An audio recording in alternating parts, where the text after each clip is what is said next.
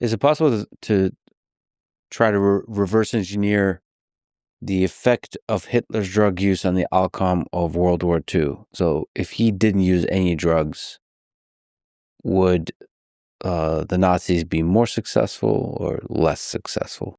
I think it would be speculative to answer, but I can try. Well, an interesting event is July 1943 in a villa in northern Italy where Hitler meets Mussolini.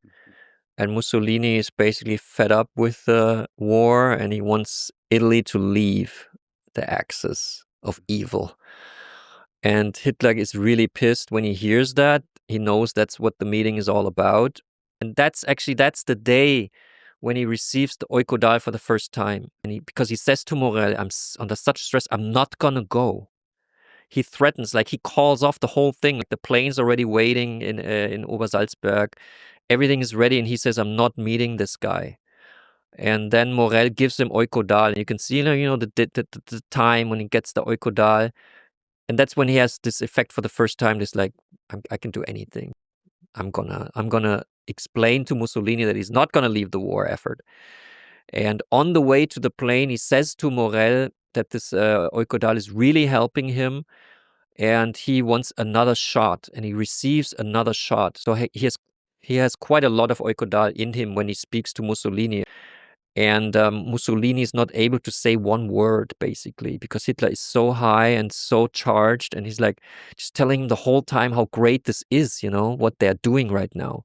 We are in this together from the, he explains everything, the whole thing for like 2 hours. And Mussolini is just like, it's like, then a messenger comes in and says, Rome has just been bombed. He's like, he knows he can't say anything and he stays. So that was very much influenced, that meeting, by his Eukodal. And I spoke with Anthony Beaver once about the attempt of British intelligence to assassinate Hitler. And he had seen some evidence that at a point in time they dropped those plans because they knew that drugged Hitler or malfunctioning Hitler, which he was after, the summer of 1943, is better for Britain than, killing Hitler and then having to deal with like some kind of, maybe the army would have taken over the country, and that would have been more uncomfortable for Great Britain than having the continuation of the degenerating maniac.